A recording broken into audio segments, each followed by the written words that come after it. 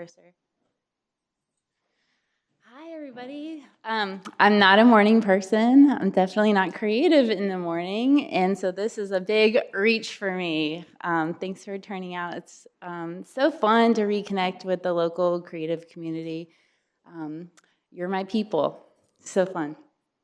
So I'm Liz Kelly, and Elise mentioned I'm a studio potter. This is a shot of my studio in Boylan Heights neighborhood next to downtown. I have a shared space with Marina Bazzetti and Zena Electra, two other wonderful potters.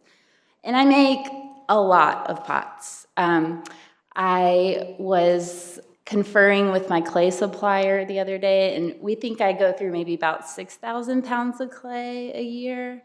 And of that, no small thing, about 1,500 of it is mugs. So I love a good functional pot. So I make my living a few different ways: direct sales at the studio, my website, a few very special stores and restaurants, and then a craft event here and there. I have recently also added a mud shed into the mix. As I make more and more pots, I seem to need more space. So this is my clay shed in my backyard where I do all of my pottery throwing, so I really get into my flow zone. It's my uninterrupted time to give the pots my full attention in their birth moments. So I've been a self-employed potter for about 7 years now. It's my full-time work, which I'm very proud of. My pots are stoneware. I fire in an electric kiln. I use a rich, dark clay body and layer on bright, contrasting pastel colors. And I also use vintage ceramic decals and fun iron image transfers. So much of my work is fired 4 times in the kiln. I think the more I do this pottery work, the more complicated and complex I make it to keep myself entertained. So a lot of my pots spend about a week in the heat of the kiln. I describe my pots as organic, accessible. I'm trying to put enough there that when you live with these pieces for a decade plus, there's lots to pull from. So our topic today is depth. So I've been thinking about depth for 2 months now because this was rescheduled, so I'm really in it. So my approach to this, I thought of 4 kind of areas in my creative life that I've really had to dig into to live what feels like a very unmapped creative professional life. So I've come up with my cornerstones of depth of process, identity, trust, and commitment. So I love process. I was educated at the NC State College of Design, which is very, very process-oriented, and I'm so thankful for that as a foundation in my approach to my creative life. Because as a maker, you don't get to keep all of your goods. You're putting them out in the world, you're giving your energy, you're constantly letting go, but what you really do have is your process. So hanging out in that formative stage and taking care of designing your process is a really strong place that I've found to start. So being process-oriented, I always feel like I'm on my way. I'm always tinkering with it, I'm making incremental changes, and these just inevitably add up, and then you look back 5 years and you're somewhere completely new. So I would say I design my processes even more than I design my finished pieces. To me, I look at the act of creating very holistically, and the whole act is beautiful to me, not just the finished product. And I want my studio practice to sustain me in a dynamic way, spiritually, physically, and financially. So you got to pay attention to the process. And so I love my finished pots, like my children. I have one job, but I have thousands of pottery children. I'm even more proud of how I make them. And this is what I've really been working on for 20 plus years, is how I make them. So my relationship with clay itself is huge. It can't be understated. It's a very transformative material in property and to be in relationship with it. It goes from slop to stone, and it can break you all the way down on its way. It's endless possibility, and it will always keep you humble. So I came across clay and the potter's wheel at the NC State Craft Center when I was 16, a very formative time, and it was like this epic lightning bolt moment. I felt like I was a craftsperson that had met their material, and I had no skills to show for it, but tons of instinct, and that magnetic attraction is still going 23 years later. So I recognized in clay this potential to have an egoless teacher. It looked like a path where I could find out who I was with no agenda, self-directed. I find in it an endless well of lessons in and out of the studio. It's how I want to learn to be in the world. So being a potter looks way more like this. It's muddy, wet, dirty hands. It's not living with your pretty finished pieces most of the time. And I'm so proud to be caked in mud as much as possible. So throwing pots, it's like this real rush. It's kind of like surfing. You think, can I pull this off? And you think, can I pull more off? And it keeps you in this like tension, hyper-focused flow state, which is really where it's at for me. That being said, all the rush, clay's tactile nature really quiets your mind. It brings you into this flow state where you are so purposeful. I hesitate and I always negate the idea that being a potter is meditative because I find it extremely frustrating, exhausting, effortful, and focused. But that's why we love it. We love the challenge. So depth of identity. This has been a huge part of my journey into being a professional potter. I can say now that I am a potter. I would not have said that maybe even 5 years ago. I was very shy to take on the moniker. It was so important to me that I didn't want to gate crash. I was worried about not being enough. And I a little bit regret that, so I like to share that part of my journey. But that being said, having an identity like being a potter, it takes real mental fortitude. It's not a normal modern occupation. And honestly, the day I sold it as my living to my mortgage loan officer was probably the moment that there was no turning back. So this vulnerability around an identity, it still creeps up, but it was essential that I owned this and stepped into it so that I could grow. So once I fully committed to being a potter, everything got easier. I think once you're very clear on your purpose, other people know how to engage with you. In a dedicated pottery practice, it gives me confidence to work on this independent identity that only I could really imagine and make up for myself. So I see what I can do with a mushy ball of clay, and then I get fired up and excited about what other changes I can affect in life. So now I know I can really be my own answers. So I surprised myself. I was a later in life undergraduate from NC State, and I thought I was on one career track, but once I had done all my research, given all my presentations, I found out that I could only be a studio artist. I had talked myself into it.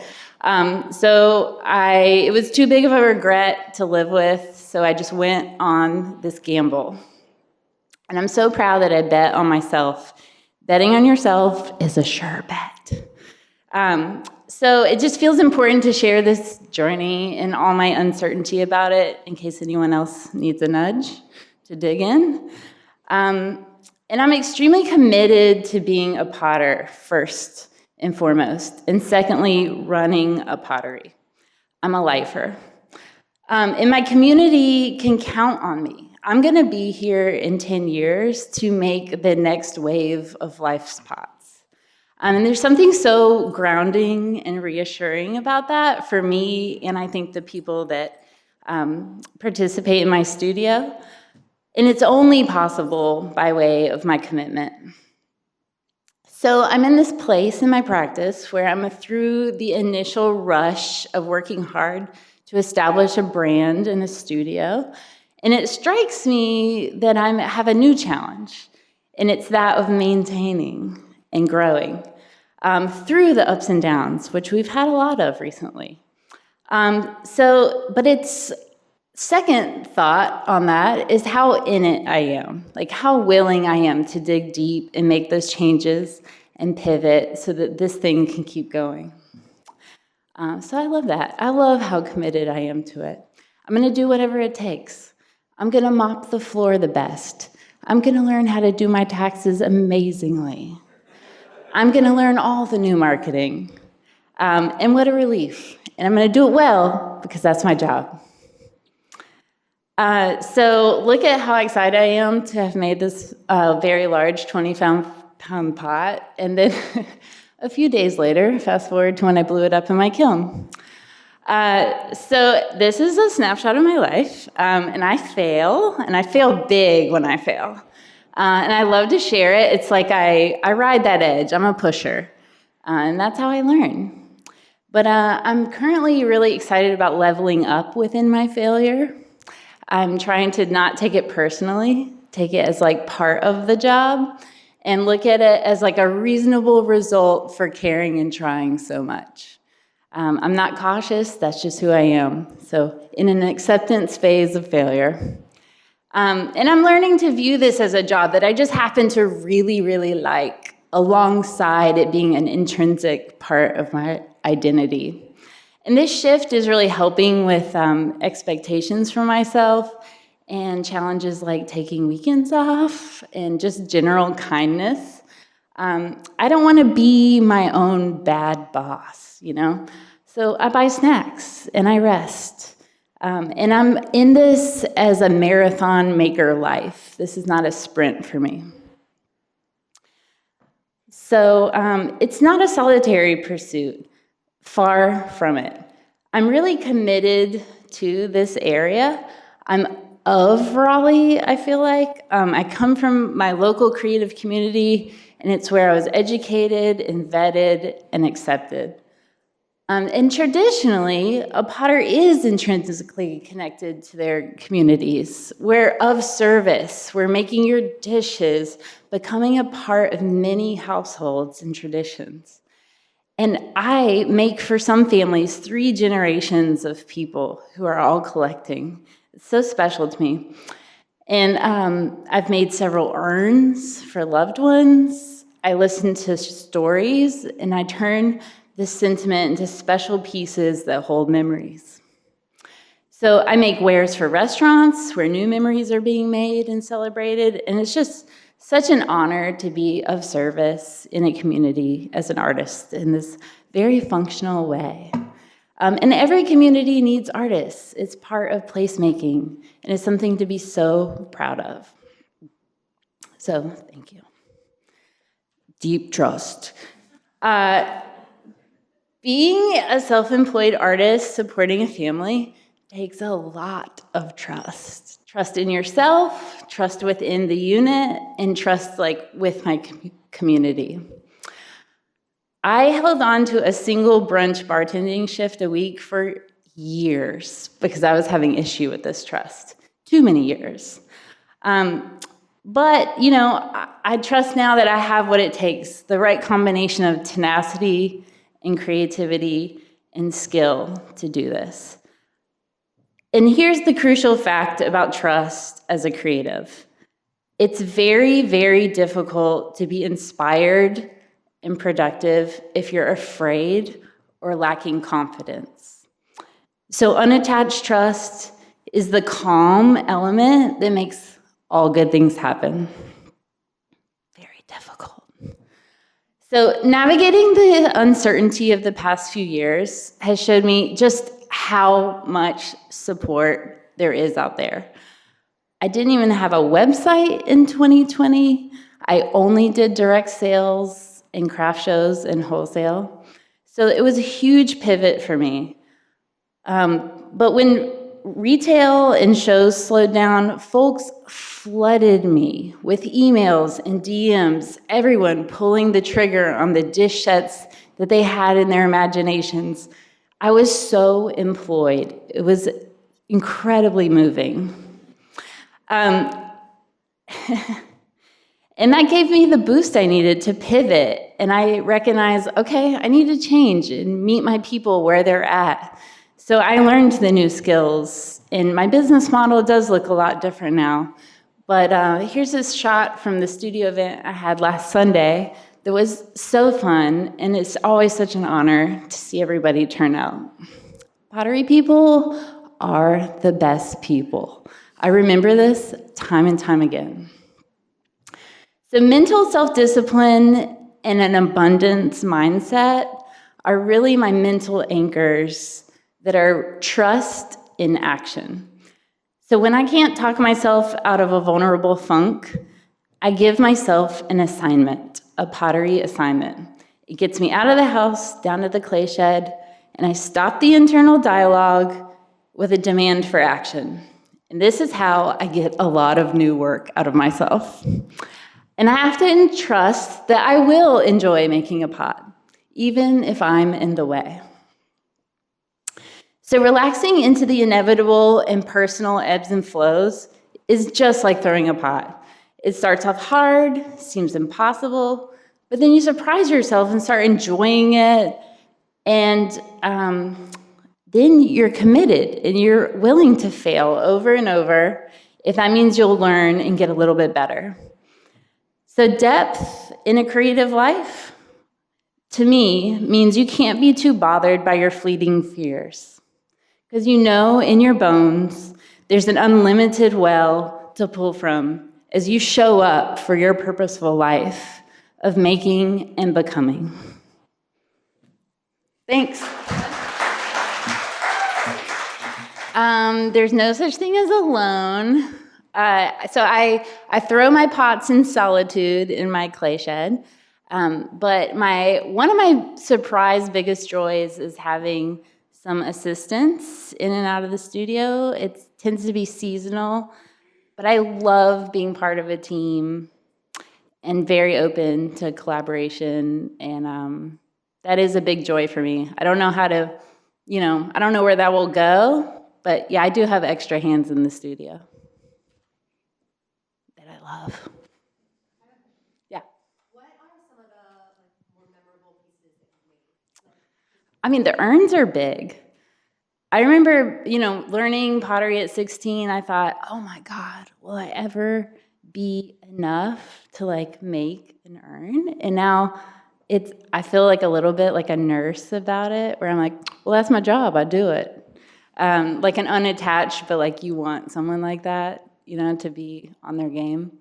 So that's a big moment for me. Also,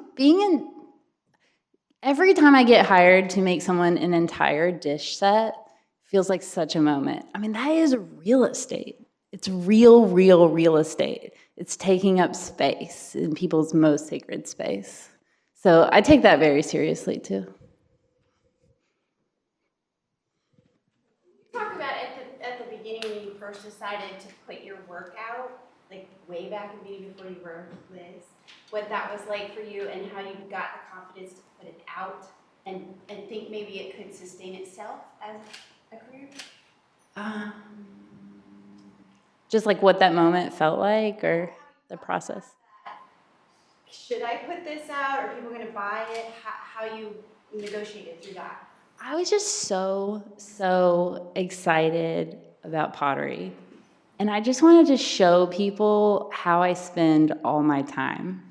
So the sales happened, but then and now, like, it's really like a show and share.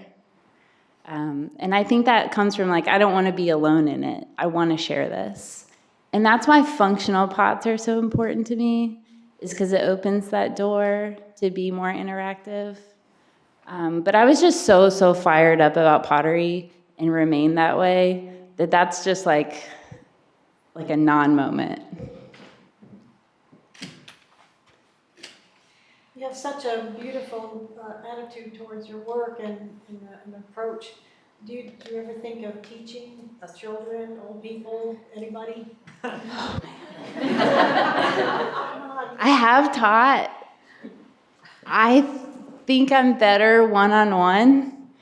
I've taught some classes. It's hard to be like, here's my soul, and you see blank faces. Like, and I know I could also just be in my studio making beautiful pots and not taking that gamble of like, here's my soul, and maybe or maybe not having it received so well.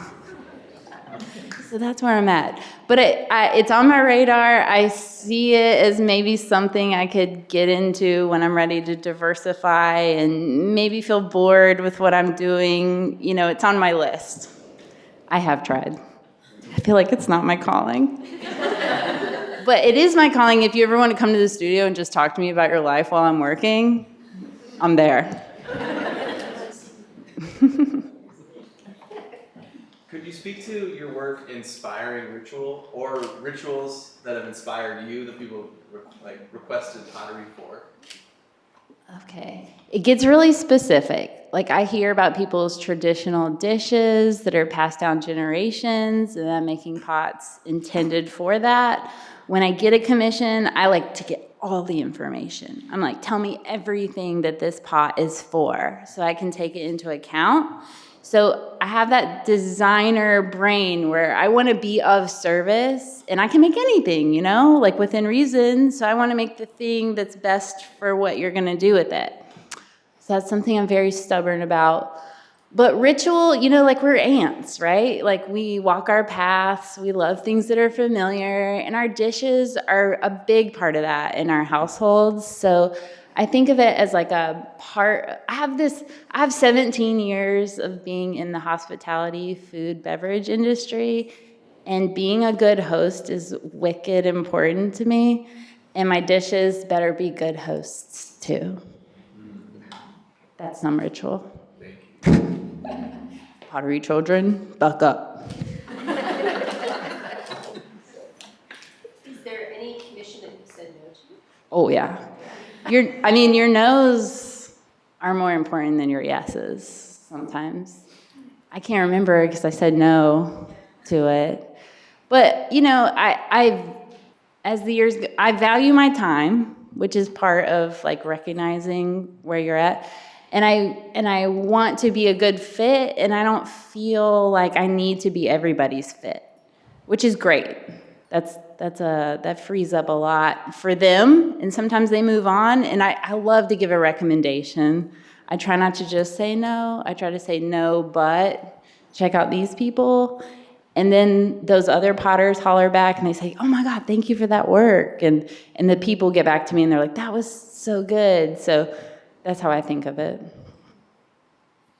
When you took on the identity as a potter, how do you feel like the other aspects of your identity show up in your work? Well, I think a lot about how stubborn I am. And I have this like crazy work ethic that can be problematic if I'm working for other people, because it doesn't matter what I'm doing, I'm going to do it to the max, which is annoying for like coworkers. So it's good that I do that for myself now.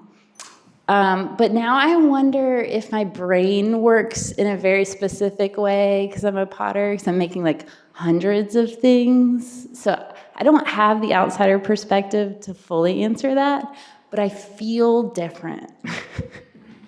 So we all feel weird. I love the ET cups as I get into my alien potter experience. Addie? What do you do since you are a potter for life What do you do to stay inspired and to stay motivated? Well, I think that's why I like spent some words about like how I deal with like vulnerability or when I'm throwing a mental hissy fit. I lean back on some mental self-discipline. And I think I parent myself. So I have like, I don't know how to speak about this in the right way, but I feel like I have like multitudes of roles in my head. So I just switch roles and I talk to myself in different tones of voice. And if anything else fails, I'll just clean, and then inspiration will come because anything's better than cleaning, right? So that's real. So you take a strong leaning towards function in your Yeah. work, although it's also very beautiful. If someone were, what is your relationship like with just purely aesthetic, like coffee table, dust collector type aesthetic? Are you asking me like what my aesthetic life is like or how I feel about coffee tables? Like I can tell that you have a motivation to do things that are beautiful and functional. Yeah. What happens when the function has to take a really back seat to the beautiful? I do have like a very holistic view of beauty, and I've argued myself into it so that I feel valid. And so I feel like beauty is extremely valid. Like big time. Yeah. If you could offer a piece of advice to any aspiring artists that might want to sell their art at some point, what would it be? What really was huge to me was getting to know my Raleigh creative community. So I looked for the space, like the organizations that were holding space for emerging artists. And I got to know those staffs and the other artists like flocking around that. And so being in like that appropriate context where you could be there with where you were at and have it be met and work through some things and grow was huge for me. So looking for the organizations that are aligned with where you're at right now. And just doing it. This is very scary, but you just do it. It's crazy. All right. One more question. Yeah. Can you just like talk about how you apply all those crazy illustrations and things? Yeah, so I wanted to learn the technique of decal transfers, image transfers for forever until I finally got to take a great workshop and learn it. So they're all fired on in the kiln. That's why a lot of my pots are in the kiln for like 4 or 5 whole days. So it's in stages. So I make the piece, I glaze the piece, and firings in between those. And then I apply the layers of decals. And it gets technical, but to the appropriate temperatures in the right order, so everything's good. It's nutty because, every new thing you introduce into your process is more opportunities to fail. So here I am, just making it really complicated for myself to keep myself entertained. Couldn't advise it, couldn't live without it.